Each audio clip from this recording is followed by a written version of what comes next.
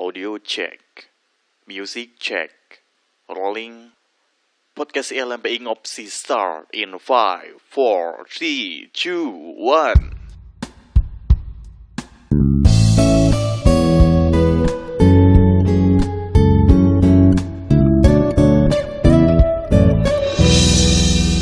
1. What's up Psycho-Fams, welcome to podcast Ngopsi Persembahan LMPI Wilayah 3. Nah, gimana? Masih betah di rumah? Atau mulai jenuh dengan rutinitas? Kangen ya rasanya kuliah ya? Kangen gak sih rasanya kumpul sama temen gitu? Sama sih, gak beda jauh. Ya karena emang pas ada pandemi corona ini ya kita harus ya mau gak mau ngelakuin physical distancing. Wait, physical distancing atau social distancing sih yang bener? Nah sebenarnya dulu waktu virus ini masuk di Indonesia buat pertama, itu ada istilah yang muncul yaitu social distancing, atau dalam bahasa Indonesia itu pembatasan sosial. Jadi kita diimbau buat di rumah aja, hindari dulu untuk bersosialisasi. Nah bukan tanpa alasan juga tentunya pemerintah mengeluarkan himbauan itu. Dan alasan pemerintah mengimbau ya buat mencegah penyebaran COVID-19. Tapi kadang kita tanya gak sih, emang segampang itu ya virus nyebar? Iya, segampang itu. Tapi juga nggak segampang-gampang banget itu juga. Virus ini nggak nular lewat udara. Virus ini sebenarnya cuma nular itu lewat cairan tubuh. Virus ini nggak nyebar lewat udara karena basicnya bukan airborne. Tapi virus ini nularnya itu lewat cairan tubuh. Nah, ini yang kadang disepelein sama kita. Kan kita kadang nggak sadar tuh ngusap mata, ngusap hidung, bersin atau batuk tutupinnya kan pakai tangan. Nah, terus tangan kita ini buat salaman sama orang lain. Ya udah otomatis dia atau kita beresiko kena corona. Nah makanya muncul tuh himbauan pemerintah buat social distancing, biar jaga jarak, biar nggak ada kegiatan sosial gitu. Nah tapi sebenarnya kalau kita bicara tentang tujuan pemerintah yang kayak gitu, istilah social distancing kurang cocok deh. Karena kan kita bisa ya bersosial dengan banyak media, apalagi sekarang zaman online. Misal video call, WhatsApp, Instagram, Twitter, banyak banget. Nah maka dari itu daripada besok-besok ada salah paham lagi, istilah social distancing ini diganti pakai physical distancing, atau bahasa Indonesianya yaitu menjaga jarak fisik. Nah karena itu juga banyak kantor yang memutuskan untuk work from home bagi pegawainya. Sekolah juga sama, kampus juga sama. Jadi ya kita mau nggak mau dan ya emang kayak mungkin pertama kali kita jadi hobi kali ya. Hobi kita kan rebahan nih. Dasar kaum milenial ya. Hobi rebahan.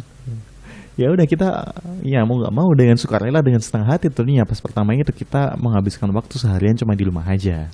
Itu berlaku seminggu pertama. Nah tapi kalau di rumah terus bikin kita jenuh nggak sih? Kita mulai minggu kedua ini mulai jenuh nih. Ya biasanya kumpul sama temen, ini nggak boleh kumpul.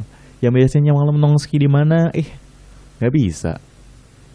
Yang ya paling kita mentok-mentok main HP, buka Twitter, buka IG, buka YouTube, buka apa, buka ini, buka Spotify, stalking mantan. Akhirnya waktu kita buat online di sosmed makin banyak. Yang biasanya cuma 2 jam sampai 4 jam, sekarang bisa lebih. Baru kali ini ya, kita capek sama hobi kita. Dasar. Situasi yang lagi panas karena pandemi COVID ini bikin semua konten di sosmed juga tentang corona. Mulai dari meme sampai curhatan petugas kesehatan. Ya karena kita nggak ada kerjaan, ya udah kita konsumsi semua informasi itu. Which is good actually kalau misal kita rajin baca-baca info gitu. But everything gonna be worse if does it overdone. Semua jadi nggak baik-baik aja. Semua jadi nggak baik kalau dilakukan secara berlebihan. In worst case, kita kena anxiety. Dalam kasus yang paling berat dan efek yang paling parah dari itu semua, kita kena anxiety, kecemasan berlebihan. Saking cemasnya kita ngerasa kena corona. Saking cemasnya kita kadang ngerasa kena corona. Padahal mah cuma kena beberapa gejala doang. Semisal kita batuk, terus kita mikir, jangan-jangan gue kena corona nih. Kita bersin, jangan-jangan gue kena corona nih. Kita sesak napas dikit aja pasti, jangan-jangan kita kena corona nih. Padahal mah itu cuma satu atau beberapa doang. Masih banyak indikasi-indikasi lain yang harus ada kalau misalkan kita patut mencurigai diri kita sendiri. Nah kalau misal baru 1 atau 2 kan, ya itu mah kita, padahal mah kita baik-baik aja. Ya cuman karena kita kebanyakan konsumsi informasi tentang itu, kita jadi cemas, kita jadi was-was. Jadilah muncul psikosomatis.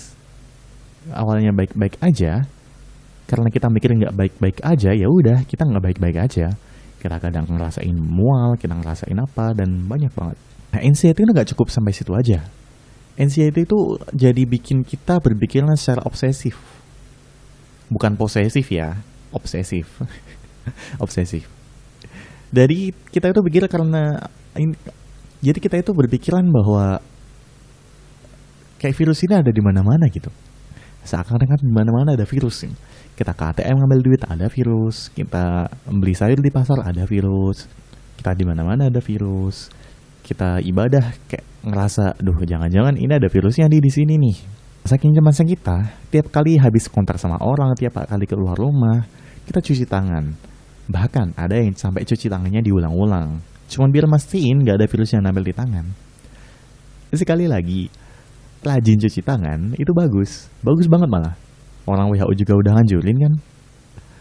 Tapi kalau dilakukan berlebihan juga nggak bagus, kulit jadi kering. Apalagi kalau pakai hand sanitizer. Loh, bukannya pemerintah suruh kita pakai hand sanitizer? Jangan salah dulu. Pemerintah sama WHO menganjurkan cuci tangan pakai sabun, bukan pakai hand sanitizer. Kenapa? Karena kandungan alkohol yang ada di hand sanitizer itu sebenarnya nggak baik buat kulit kita. Kulit bisa jadi kering, gampang iritasi, dan banyak efek negatif lainnya. Kalau dipakai terus-terusan. Kalau banyak kayak sekali dua kali, it's okay lah ya, bisa toleransi kok. Nah, semakin sering kita konsumsi berita tentang corona, semakin muncul juga pikiran-pikiran obsesif. Yang tadi gue udah bilang. Ada kasus yang mungkin udah pernah kalian dengar. Tentang perawat di salah satu rumah sakit yang gak boleh pulang ke kos karena takut nularin. Terus ada lagi yang lebih parah dari itu. Dia diusir dari kosan. Bahkan si perawat ini nih, dia gak mau pergi waktu diusir pertama kali. Terus ibu kosnya bilang, yaudah kalau kamu mau tetap di sini, berarti kamu sama aja nunggu warga buat gerbek kamu. Nah, saat kabar itu nyebar, banyak kos-kosan yang ngusir perawat sama tenaga medis lain. Apalagi yang nanganin kasus COVID-19. Nah, ini kan miris banget kan ya. Kita yang awalnya itu perawat dan tenaga medis itu jadi garda terdepan yang seharusnya kita anggap sebagai pahlawan, malah dikucilkan. Aduh. Nah, kalau misal gini, kasihan gak sih sama mereka? Mereka udah capek-capek, mereka udah porsir ke tenaga, mereka udah kena resiko, kena ini, kena itu. Dikucilin lagi dari masyarakat. Cuman karena kecemasan massal. Makanya kalau bisa, kecemasan jangan sampai membunuh kemanusiaan. Kalian boleh kok cemas, kalian boleh kok was-was. Tapi ya jangan sampai membunuh kemanusiaan juga. Tetap tenang, stay calm, gak usah panik. Karena semakin panik kalian, semakin cemas kalian. Bakal berpengaruh juga ke imun kalian. Imun kalian ini berpengaruh juga ke kesehatan kalian. So, for your own safe, please, stop panic. Jangan panik, tenang aja udah.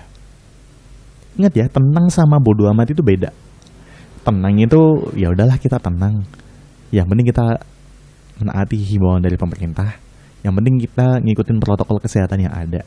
Kalau bodo amat mah, ya udah gue bodo amat, gue gini. Bodo amat, nggak masuk nominasi lah ya. Nah, terus ngapain sih biar nggak panik? Kita harus ngapain sih biar nggak panik? Banyak hal yang bisa dilakuin biar kita nggak panik. Salah satu langkah yang harus dilakuin pertama kali, batasi konsumsi berita tentang COVID-19. Udah cukup satu berita aja udah. Misal dari sumber terpercaya, udah satu itu aja, nggak usah nyari-nyari lagi. Terus tinggal kita taati himbauan dari pemerintah. Kedua, cari kegiatan produktif biar kita nggak panik, biar pikiran obsesif kita bisa hilang, nggak cemas lagi. Nah, ngapain aja tuh?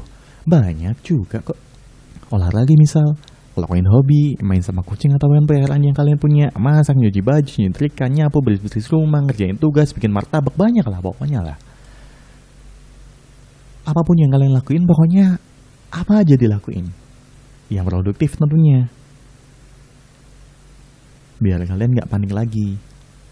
Nah, kalau misalkan dua cara itu masih nggak mempan, ya udah silakan hubungi psikolog biar kalian nggak cemas lagi. By the way, ILMPI juga buka layanan konseling online COVID-19 secara free. Kalian bisa daftar di laman bit.ly/konseling COVID-19 ILMPI atau hubungi call center di 0823 7288 2315. Gimana pun cara kalian buat lawan kecemasan, lakuin aja. Asal nggak nyusahin sama nyakitin diri sendiri. Ayo sama-sama kita lawan corona. Jangan sampai corona juga menginfeksi jiwa. Dan karena kita nggak punya kompetensi seperti petugas medis yang ada di garda depan sana, ya udah kita stay aja di rumah. Jangan panik, jaga kesehatan fisik dan mental. Oke, jangan untuk podcast kali ini. Jangan lupa jaga kesehatan, jangan lupa cuci tangan, and see you there.